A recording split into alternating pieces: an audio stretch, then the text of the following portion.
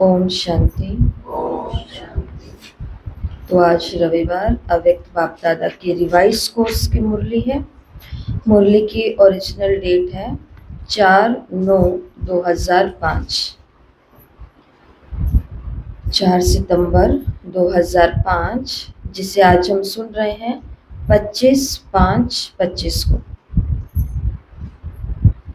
मुरली की हेडिंग है शिक्षा के साथ क्षमा और रहम को अपना लो। शिक्षा के साथ क्षमा और रहम को अपना लो।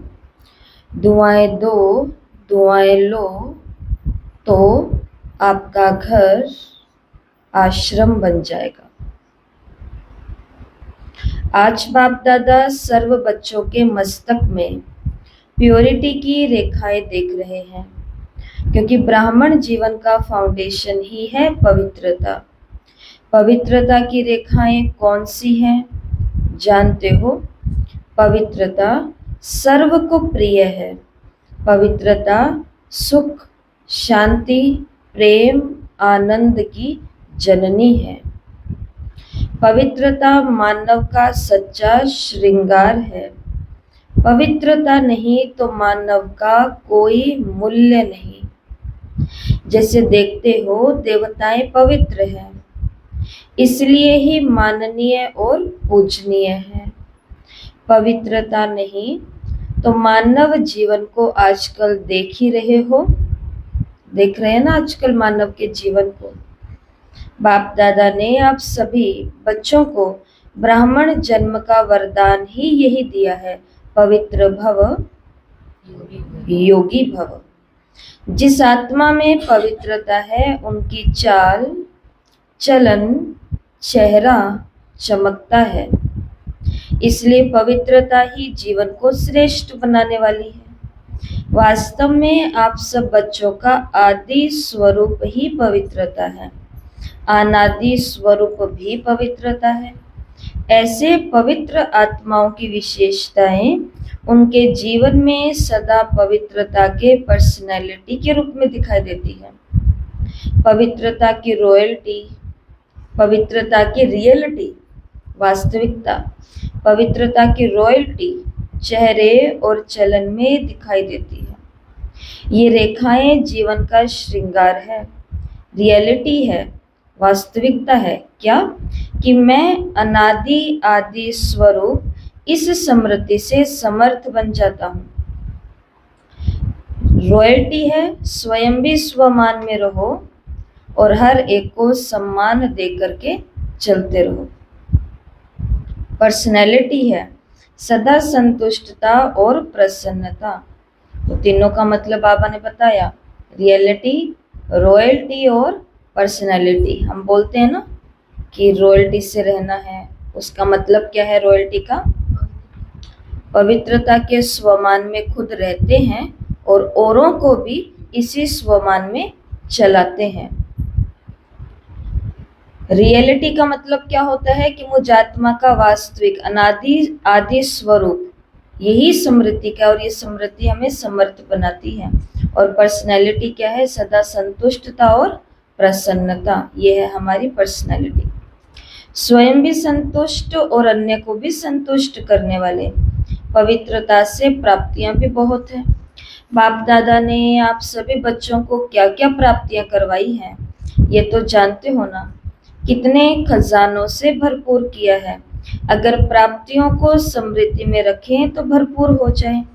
सबसे पहला खजाना दिया है ज्ञान का खजाना, जिससे जीवन में रहते दुख अशांति से मुक्त हो जाते। व्यर्थ संकल्प, नेगेटिव संकल्प, विकल्प, विकर्म से मुक्त हो जाते। अगर कोई भी व्यर्थ संकल्प व विकल्प आता भी है तो ज्ञान के बल से विजयी बन जाते। दूसरा खजाना याद, योग, जिससे शक्तियों की प्राप्ति होती है और शक्तियों के आधार से सर्व समस्याओं, सर्व विघ्नों को सहज पार कर लेते। तीसरा खजाना धारणाओं का खजाना, जिससे सर्व गुणों की प्राप्ति होती है और चौथा खजाना सेवा का खजाना। जिसे सेवा करने से, जिसकी सेवा करते हो उसकी दुआएं मिलती हैं और खुशी प्राप्त होती है। तो 4 खजाने और चारों की 4 प्राप्तियां। ज्ञान के खजाने की प्राप्ति क्या? व्यर्थ संकल्प, नेगेटिव संकल्प, विकर्म और विकल्प, ये सभी क्या हो जाते हैं? समाप्त हो जाते हैं ज्ञान के आधार से। और योग की क्या प्राप्ति है? शक्तियां प्राप्त होती है, जिससे सभी समस्याएं और सभी विघ्नों से सहज पार हो जाते हैं। और धारणाओं की क्या शक्ति है? सर्व गुणों की प्राप्ति होती है। धारणा करने से बाकी सभी गुण भी आते हैं। और चौथा खजाना सेवा का, और सेवा से क्या प्राप्त होती है? दुआएं और खुशी। बाबा का बच्चा बनने के बाद में जिनको खुशी नहीं रहती है, उसका बहुत बड़ा कारण ये है क्योंकि वो कोई भी प्रकार की सेवा नहीं करते हैं। वो सिर्फ इंतजार करते हैं कि हमें बताया जाएगा कि कोई सेवा है, कोई सेवा है।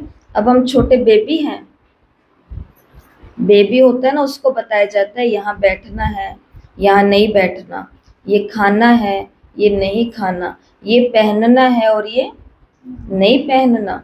लेकिन जब बच्चा बड़ा हो जाता है उसके बाद में वो अपने छोटे भाई बहनों को सिखाता है, ये खाना है, ये नहीं खाना, ऐसे बैठना, ऐसे नहीं बैठना, ये पहनना है, ये नहीं पहनना।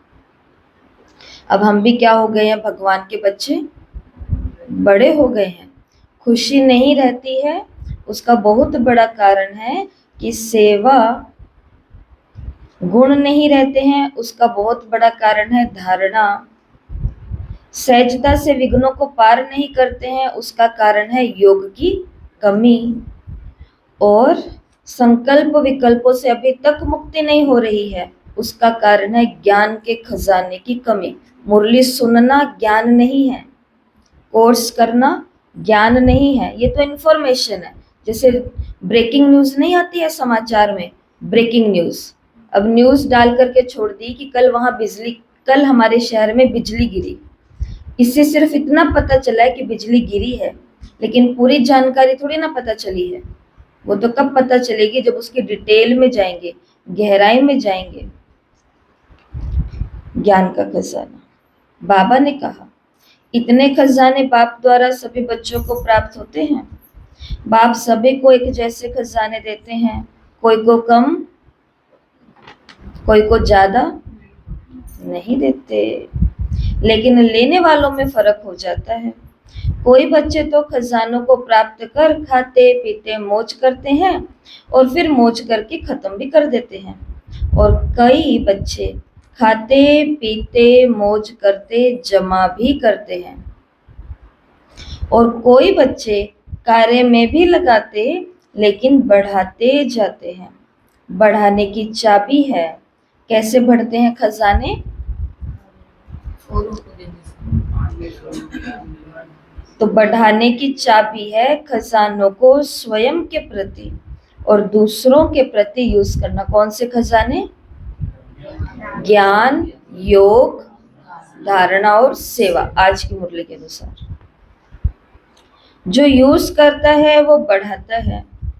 तो अपने आप से पूछो कि विशेष खजाने जमा है, क्या कहेंगे? हाँ या थोड़ा थोड़ा जमा है? क्या कहेंगे? जमा है या थोड़ा थोड़ा जमा है? जमा है या थोड़ा थोड़ा जमा है? थोड़ा थोड़ा। जिसके पास ये खजाने जमा है वो सदा भरपूर रहते। देखो, कोई भी चीज भरपूर रहती है ना तो हलचल नहीं होती है। घड़े को भर दिया तो हिलेगा डुलेगा नहीं, लेकिन अगर वो खाली है तो बड़ा रिस्क है उसका। तो जब कोई चीज भरपूर रहती है तो वो हलचल में नहीं होती। अगर भरपूर नहीं है तो हलचल होती है, हिलती है। कोई भी चीज को अगर पूरी रीति से भर नहीं दो तो वो हिलती रहती है। तो यहाँ भी अगर सर्व खजानों से भरपूर नहीं तो हलचल होती है।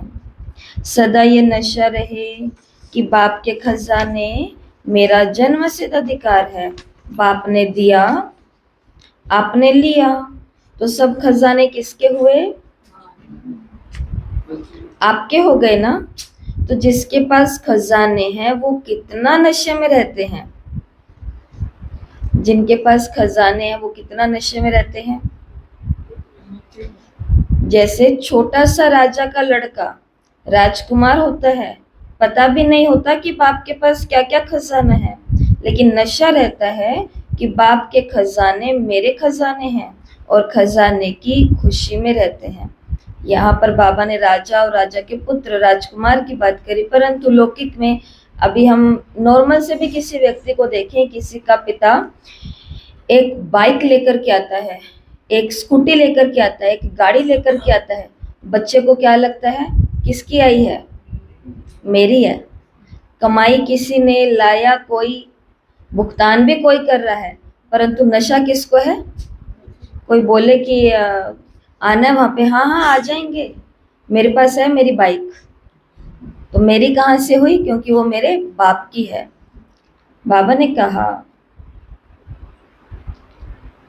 तो उसको नशा रहता है कि मेरे खजाने हैं, और फिर खजाने की खुशी भी रहती है।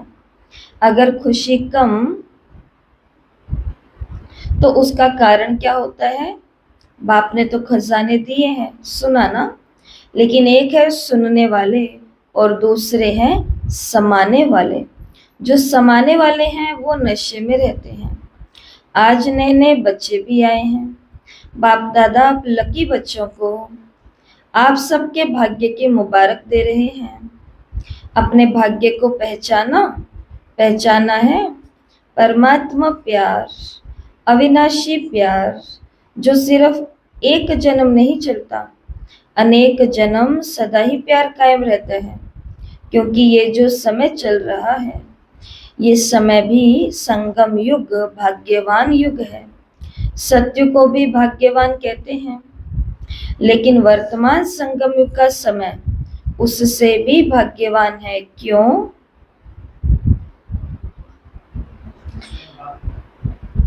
इस संगम में ही बाप द्वारा अखंड भाग्य का वरदान वर्षा प्राप्त होता है। तो ऐसे संगम युग में, भाग्यवान समय में आप सभी अपना भाग्य लेने के लिए पहुंच गए हैं। बाप दादा बच्चों को बहुत एक सहज पुरुषार्थ की विधि सुनाते हैं। सहज ही चाहते हो ना, मुश्किल तो नहीं चाहते हो। इन बच्चों को तो भाग्य की सहज विधि मिल गई, पुरानों को भाग्य की सहज विधि मिली है ना। सबसे सहज, और कुछ भी नहीं करना, सिर्फ एक बात करना। एक तो कर सकते हो ना, हाँ करो या ना करो। कर सकते हैं हाँ या ना, हाँ जी या ना जी, हाँ जी या ना जी, बोलो सभी हाँ जी या ना जी। तो बाबा ने कहा एक ही बात सिर्फ बता रहा हूं, कहो हाँ जी। तो सबसे सहज विधि है, अमृत वेले से लेकर सबको जो भी मिले उसको दुआएं दो और दुआएं लो। आसान काम, एक ही काम, अमृत वेले से लेकर के पूरे दिन में, बाद में जो भी मिले उनसे दुआएं लो और दुआएं दो। चाहे क्रोधी भी आवे, लेकिन आप उसको भी दुआएं दो और दुआएं लो। क्योंकि दुआएं तीव्र पुरुषार्थ का बहुत सहज यंत्र है। बहुत जल्दी से ग्रोथ हो जाती है, बहुत जल्दी से आगे बढ़ जाते हैं, बहुत जल्दी से सर्व प्राप्तियां हो जाती है। उसके पीछे एक बहुत बड़ा कारण क्या है? दुआएं लेना और दुआएं देना। यही तीव्र पुरुषार्थ का बहुत सहज यंत्र है। जैसे साइंस में रॉकेट है ना, तो कितना जल्दी कार्य कर लेता है। ऐसे दुआएं देना और दुआएं लेना, ये भी बहुत सहज साधन है आगे बढ़ने का। अमृत वेले बाप से सहज याद से दुआएं लो, सारा दिन दुआएं लो, दुआएं दो। ये कर सकते हो? कर सकते हो तो हाथ उठाओ। अच्छा ठीक है। बाबा ने कहा कोई बद्दुआ दे तो क्या करेंगे? आसान है। कोई बद्दुआ दे तो क्या करेंगे? डबल दुआ देते हैं। प्रैक्टिस कर रहे हैं ये वाली। कोई बद्दुआ दे तो क्या करेंगे? आपको बार बार कोई तंग करे तो क्या करेंगे? तो ज्ञान का खजाना लाना पड़ेगा बीच में, योग का खजाना लाना पड़ेगा बीच में। कोई आपको बार बार तंग करे तो क्या करेंगे? देखो आप परमात्मा के बच्चे, दाता के बच्चे, दाता हो, मास्टर दाता हो ना, तो दाता का काम क्या होता है? देना। तो सबसे अच्छी चीज है दुआएं देना। कौन सी दुआ देना? कि शिव बाबा इस आत्मा को सद्बुद्धि दो। ये इस समय की पहचान कर चुके हैं लेकिन भूल रहे हैं कि समय कौन सा चल रहा है। दुआएं, सब अच्छा हो जाए, सब अच्छा।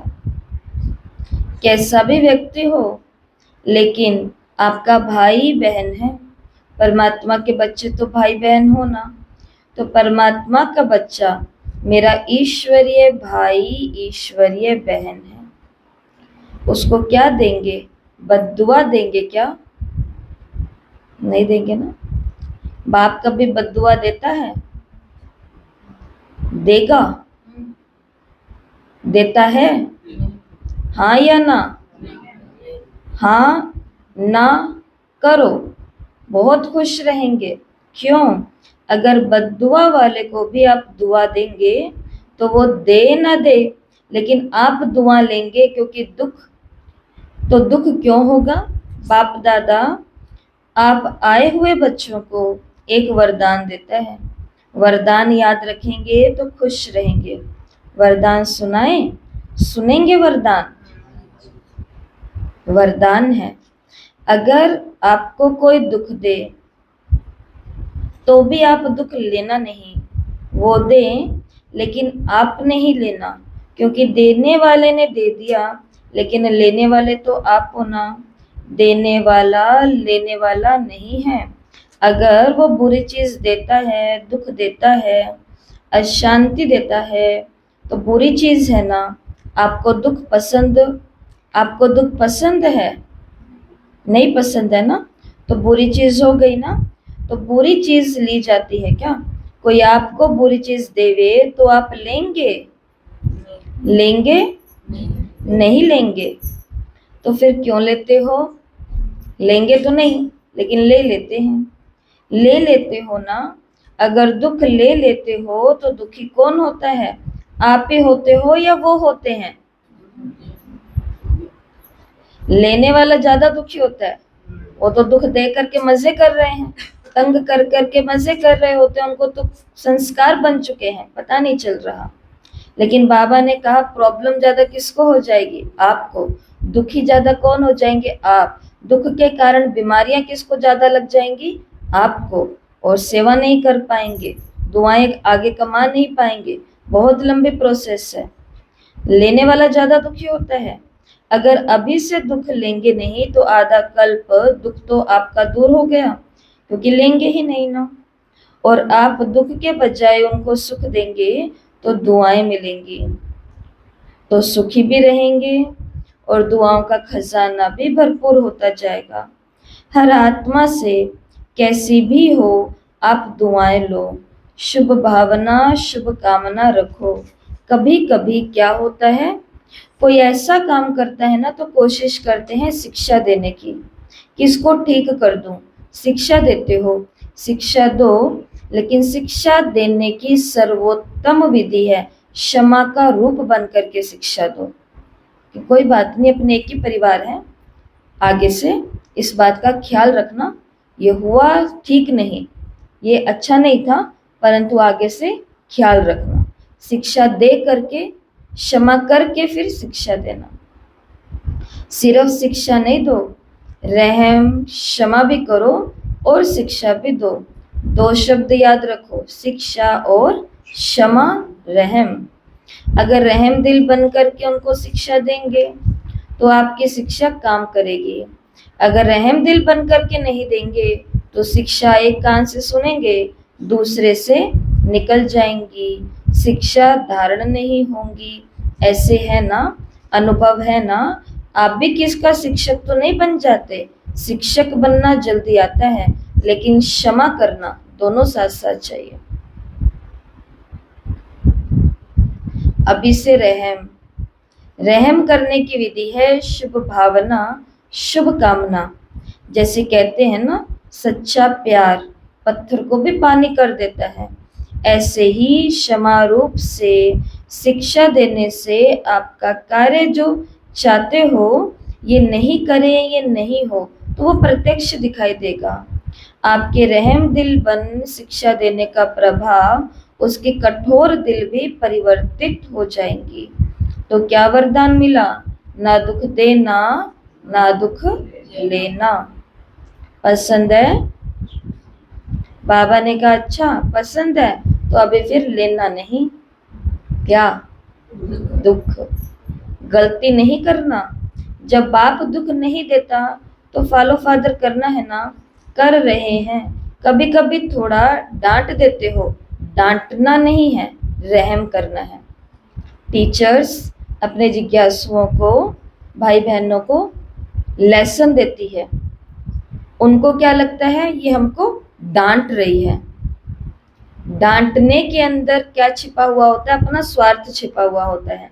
शिक्षा के पीछे कभी भी अपना स्वार्थ नहीं होता है। सामने वाले की क्या होती है?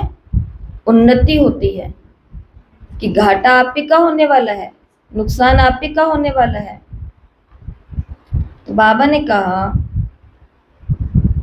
रहम करो, रहम के साथ शिक्षा दो। बार बार किसी को डांटने से और ही आत्मा जो है ना वो दुश्मन बन जाती है, घृणा आ जाती है। परमात्मा बच्चे हो ना, तो जैसे बाप पतित को भी पावन बनाने वाला है, तो आप दुखी को क्या सुख नहीं दे सकते हो। अभी जाकर ट्रायल करना, ट्रायल करेंगे ना, और ट्रायल कहाँ से करेंगे? घर से। ट्रायल सारी कहाँ होती है? घर पे। तो बाबा ने कहा घर जाके क्या करना? ट्रायल। तो पहले चैरिटी बिगिंस एट होम। बाबा की वाणी चलती है, चलती है, चलती है, चलती है। बाबा के बच्चों को क्या लगता है ये वाणी कहाँ के लिए चल रही है? सबसे पहले इसके लिए चल रही है। यहाँ पे जो हमको डांट पड़ती है, यहाँ पर जो हमको बातें सुनाई जाती हैं, यहाँ पर जो हमारी आपस में कभी कभी ऊपर नीचे खिटपिट हो जाती हैं, ये सारी बातें कहाँ पर है? देखो आज बाबा ने कहा कि यहाँ के लिए कहा, यहाँ के लिए। परंतु बाबा, कल जो हमने एक बात करी थी, अगर सभी ने ध्यान दिया हो कि दुनिया के अंदर सब चीजें उल्टी क्यों हो गई है, क्योंकि पहले के जमाने में, आज से 50-60 साल पहले, व्यक्ति का सबसे पहले अपने ऊपर ध्यान, फिर अपनी फैमिली के ऊपर ध्यान, फिर समाज को खुश करने के लिए वो निकलता था। अभी दुनिया क्यों दुखी होती जा रही है? क्योंकि बाहर वालों को वो बहुत ज्यादा खुश कर रहा है, घर वालों के लिए टाइम नहीं है, और अपने लिए तो जहर खाने का भी टाइम नहीं है। इसके लिए सारी प्रॉब्लम आ गई है। तो मुरली की शिक्षाएं भी सबसे पहले कहाँ इम्प्लीमेंट होती है? अपने ऊपर, फिर अपने फैमिली के ऊपर, और फिर तीसरा लागू होती है हमारे इस अलौकिक परिवार के ऊपर। तो पहले चैरिटी बिगिंस एट होम। परिवार में अगर कोई दुख देवे तो भी दुख लेना नहीं, दुआएं देना, रहम दिल बनना पहले घर वालों का करो। अपने घर का प्रभाव आपके मोहल्ले पर पड़ेगा, फिर मोहल्ले का प्रभाव देश पर पड़ेगा, और देश का प्रभाव विश्व पर पड़ेगा। सहज है ना? अपने परिवार से शुरू करो, क्योंकि देखो एक भी अगर क्रोध करता है तो घर का वातावरण क्या हो जाता है, पता है ना सभी को।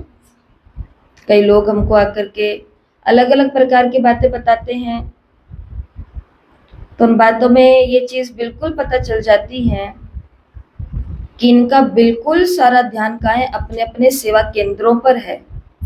वहां पर ये होता है, वहां पर वो ये कहते हैं, वहां पर वो ये बोलते हैं, वहां पर वो ये कहते हैं, लेकिन उधर तो ध्यान जाता ही नहीं है जहां पर हमको 23 घंटे निकालने हैं। घर के अंदर मुश्किल से 2 3 4 लोग रहते हैं, उसमें से एक अगर गड़बड़ी करे तो स्थिति कैसी हो जाती है। शिक्षा देने का मन करता है ना बार बार। तो जहां पर बड़ा सारा परिवार रहता है, वहां पर जब कोई खिटपिट करता है तो शिक्षा तो दी जाएंगी कि नहीं दी जाएंगी, समझ तो दी जाएंगी कि नहीं दी जाएंगी, दी जाएंगी। बाबा ने कहा लौकिक घर के अंदर अगर कोई एक भी क्रोध करता है तो घर का वातावरण क्या हो जाता है, वो घर लगता है या युद्ध का मैदान लगता है। क्या लगता है वो, युद्ध का मैदान, घुटन होने लगती है। उस समय अच्छा लगता है, नहीं अच्छा लगता ना।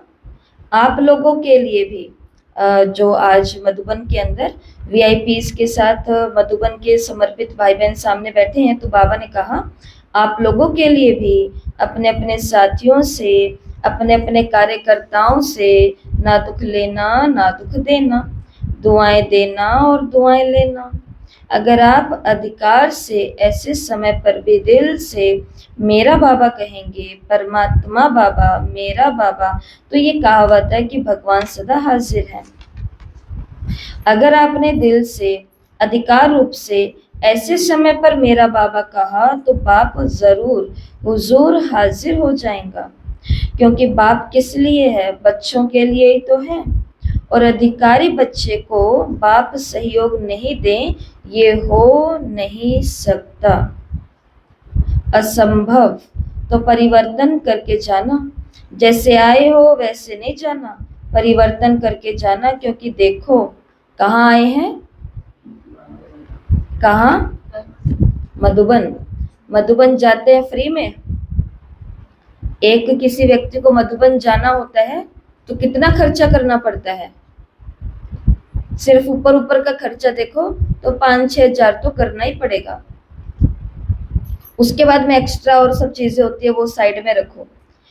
एक माता के लिए ये खर्चा करके जाना तो बड़ी बात ही होती है। बाबा ने क्या बोला, बाबा ने कहा देखो इतना खर्चा करके आते हो, टिकट तो लगी है ना, खर्चा भी किया, समय भी दिया, घर वालों के बैठ करके काम करते, वो सारा समय कहाँ दिया, मधुबन के अंदर दिया। उसकी वैल्यू तो रखेंगे ना। तो वैल्यू है, बाबा ने क्या वैल्यू बताई इस खर्चे की, इस टिकट की।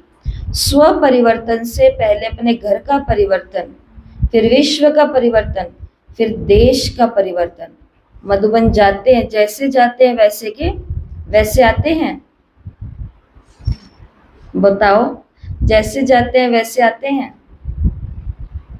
बोलो। परिवर्तन होता है, परिवर्तन यहाँ होता है या परिवर्तन यहाँ होता है, ऊपर होता है। सच में आपका चार्ट ये बोलता है कि हमारा परिवर्तन ऊपर होता है या चार्ट नीचे होता है, ऊपर होता है। बाबा ने कहा आपका घर आश्रम बन जाए। कितने साल हो गए हमें मधुबन जाते हुए, सबका पता है अपने अपने साल, किसी को कितने, किसी को कितने, किसी को कितने। इतने सालों के अंदर मेरे घर के वायुमंडल में क्या महान परिवर्तन आया है, ये चेक करना है, ये अपने आप से पूछना है, अपनी अंतरात्मा से बैठ करके गवाही लेनी है कि परिवर्तन कहाँ हुआ, कहाँ है, या क्या करना पड़ेगा उसके लिए और नया काम। आपका घर आश्रम बन जाए, घर नहीं आश्रम। वैसे शास्त्र भी कहते हैं गृहस्थ आश्रम, लेकिन आज तो कोई आश्रम नहीं है। आश्रम अलग हो गए हैं, घर अलग हो गए हैं। तो घर को आश्रम बनाना, दुआएं देना और दुआएं लेना, ये आश्रम का कार्य है। आपका घर मंदिर बन जाएगा, क्योंकि मंदिर में मूर्ति क्या करती है, मंदिर में मूर्ति बैठी है और लोग आते हैं और मूर्ति क्या करती है? सिर्फ वरदान, दुआएं, ब्लेसिंग, शक्ति ये तो देती रहती है। मूर्ति के आगे जाकर के क्या कहते हैं? दुआएं दो, मर्सी मर्सी कहकर चिल्लाते हैं। तो आपको भी क्या देना है? दुआएं। ईश्वरीय प्यार दो, आत्मिक प्यार दो, शरीर का प्यार नहीं, आत्मा का प्यार।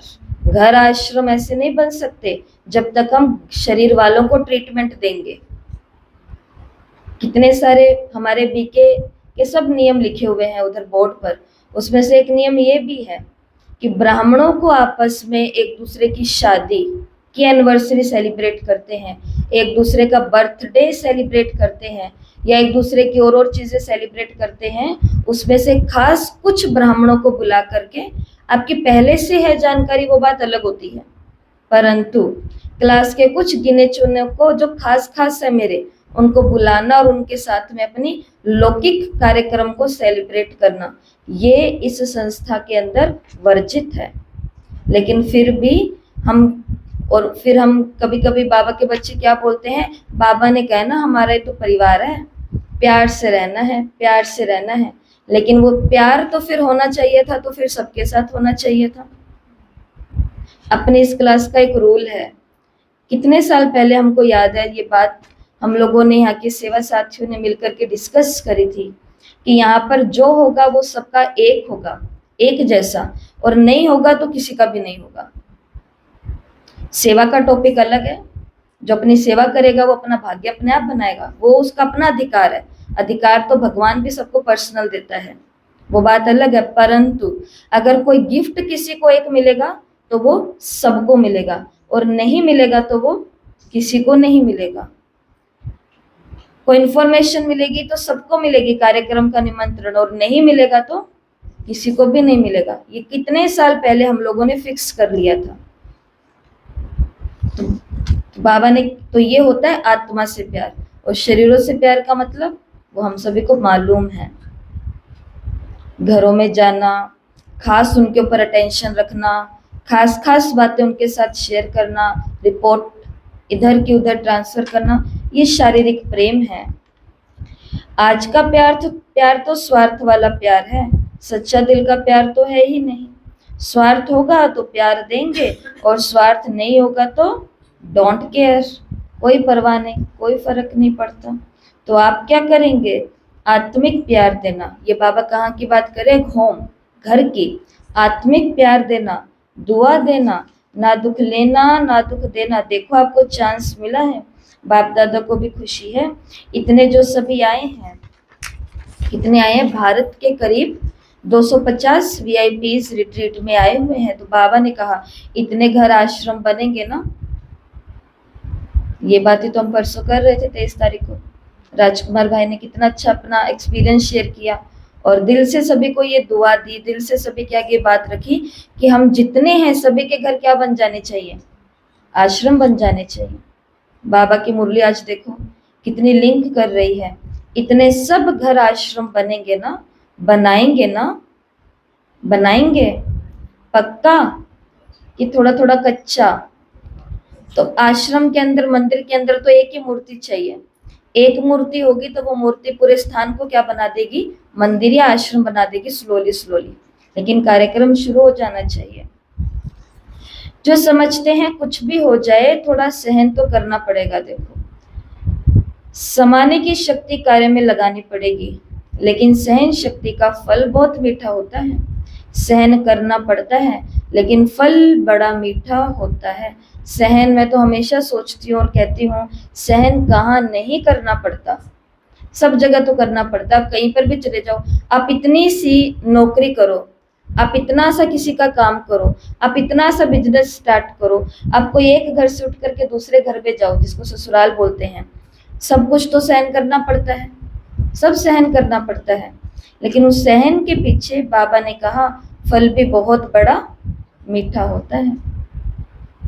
तो जो पक्का वायदा करते हैं, जो पक्का वायदा करते हैं, घर घर को स्वर्ग बनाएंगे, मंदिर बनाएंगे, आश्रम बनाएंगे, वो हाथ उठाओ। देखा देखी नहीं उठाना, क्योंकि बाप दादा फिर हिसाब लेगा। ये बहुत गहरी पॉइंट है। हिसाब, बीच में शब्द बाबा ने बोल दिया कि अगर तुमने कह दिया कि मेरा घर आश्रम है, अब भगवान उस आश्रम का हिसाब लेगा, क्योंकि जहाँ पे ऑलरेडी घर था वहां पे तो पाप हो ही रहे थे, तो वो चल रहा था। लेकिन आश्रम के अंदर अगर पाप होगा तो फिर भगवान उसका हिसाब लेगा। मंदिर के अंदर अगर विकारी होंगे तो भगवान उसका हिसाब लेगा। और वो हमारे घर वालों के लिए नहीं हो रही, वो बात किसके लिए हो रही है? सिर्फ हमारे लिए हो रही है। अगर हमारी बुद्धि मूर्ति ही चंचलता कर रही है तो भगवान हिसाब लेगा। देख कर नहीं उठाना, सच्चा सच्चा मन का हाथ मन से उठाओ। अच्छा दादियाँ, इनको इसकी प्राइस देंगे? हाँ बोलो। दादी, इतने मंदिर बन जाएंगे तो आप उसको क्या प्राइस देंगी?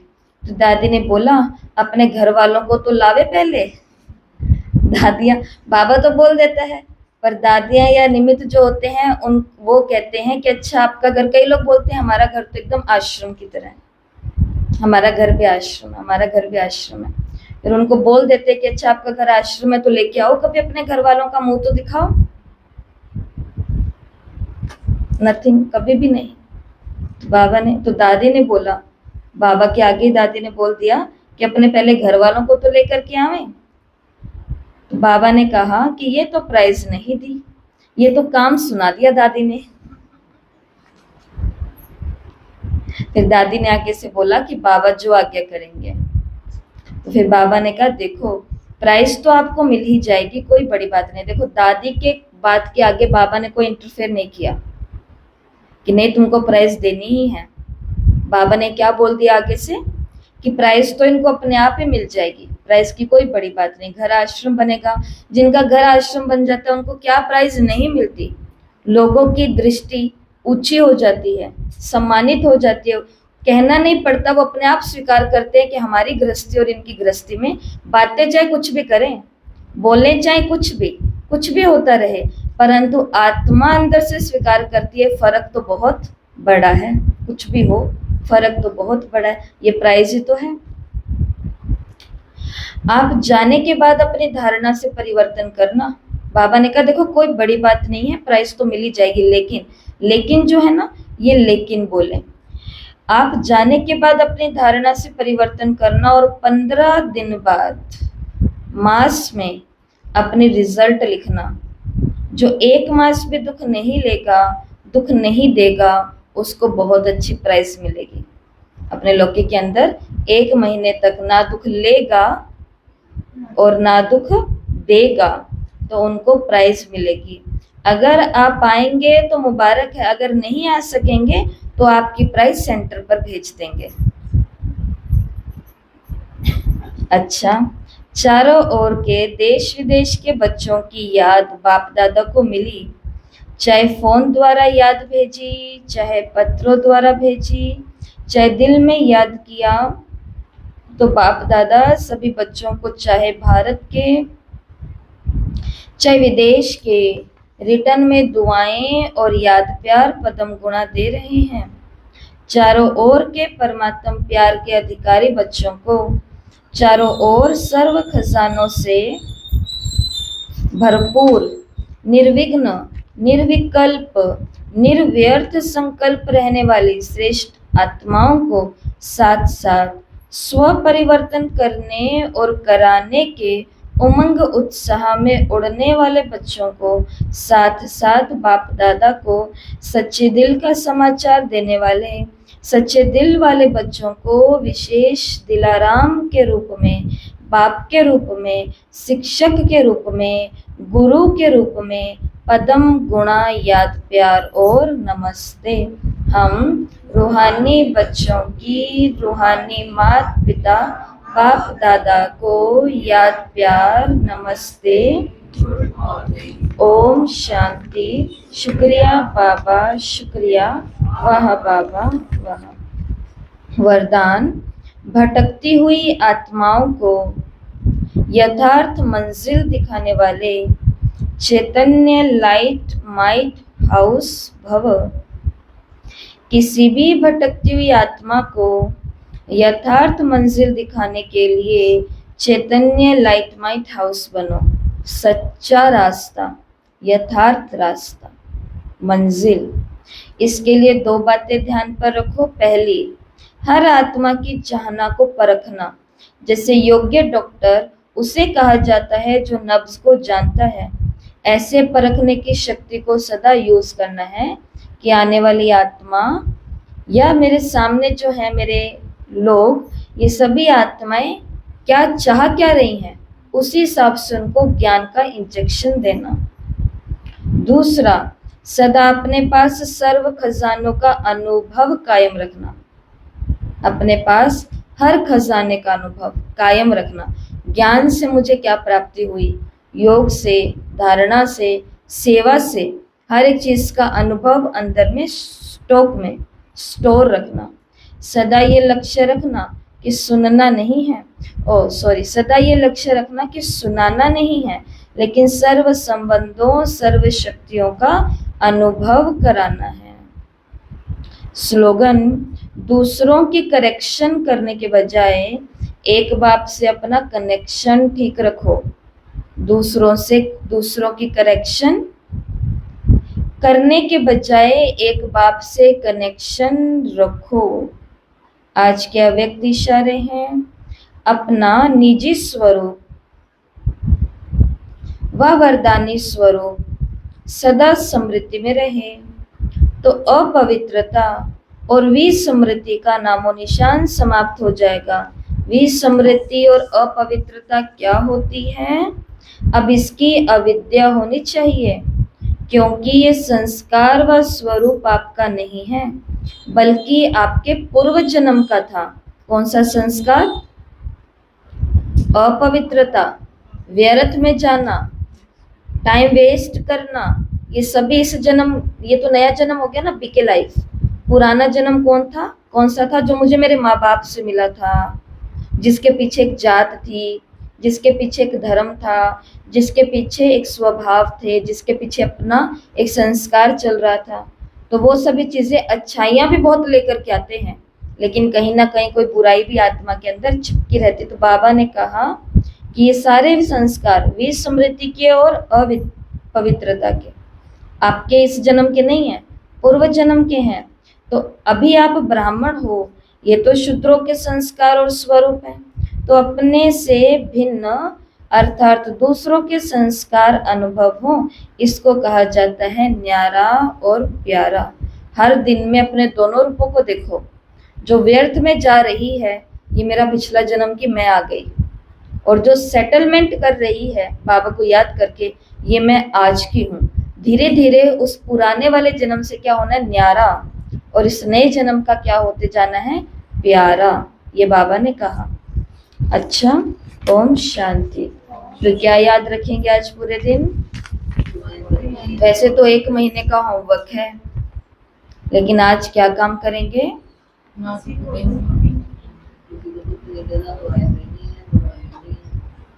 किसी को दुख देना नहीं है तो लेना भी नहीं है, लेकिन किसी ने ठाना ही हुआ है कि तुमको तंग करना है, दुख देना है, तो सहन शक्ति से, समाने की शक्ति से उस समय को निकाल देना है। समय निकालना बहुत जरूरी है। आराम से वो समय निकालना, चुपचाप होकर के, यही तो उसको क्षमा करना है वास्तव में। नहीं तो ईंट का जवाब पत्थर से दो, पत्थर का जवाब पहाड़ी से दो, पहाड़ी का जवाब पहाड़ से दो। ये तो सिलसिला चला ही आ रहा है जन्म जन्मांतर का। किसी को तो रोकना पड़ेगा। हिसाब किताब वाली आत्माएं हैं, तभी तो तंग करती है ना, बिना मतलब है तो तकड़ा हिसाब, तभी बेफिजूल तंग करना, दुख देना, ये कार्यक्रम चलते हैं उनके। लेकिन इस हिसाब किताब को अगर हम कंटिन्यू रखेंगे, वो 1 कहेंगे हम 2, वो 2 कहेंगे हम 4, वो 4 कहेंगे हम 8, तो ये तो फिर प्रॉब्लम हमें, ये बाबा ने कहा तुम्हें ही दुख होगा इससे तो। और अगला जन्म खराब किसका हो जाएगा? उनका तो खराब था ही, क्योंकि दुख देने वाले का, तंग देने वाले का तो कुछ अच्छा कभी हो ही नहीं सकता। लेकिन हम तो सुख देने वाला काम कर रहे थे, लेकिन एक आत्मा से बदले की भावना रख करके अब हमने और ये काम शुरू कर दिया, तो इससे मेरा जन्म तो पक्का है और खराब की लिस्ट में आ गया। इसके लिए बहुत अच्छी ये पॉइंट है, सहन कर लो कोई बात नहीं, समय है, निकल जाएगा, समा लो, कोई बात नहीं, बाबा बैठा है ना, बाबा सब देख रहा है। कुछ 5, 7, 6, 8 महीने लगेंगे, जब वो आत्माओं को कोई रिस्पॉन्स ही नहीं मिलेगा वो, और जब रिस्पॉन्स नहीं मिलता तब उनको बेचैनी होती है कि हमने सब साम दाम दंड भेद सब तो यूज कर लिए, फिर भी फर्क क्यों नहीं पड़ रहा। कब तक शक्ति रहेगी उनके अंदर करने की? धीरे धीरे शक्ति क्या हो जाती है? Down down. और क्या याद रखेंगे?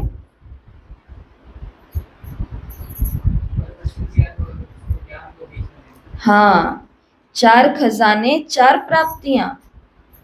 ज्ञान के खजाने से क्या प्राप्ति होती है?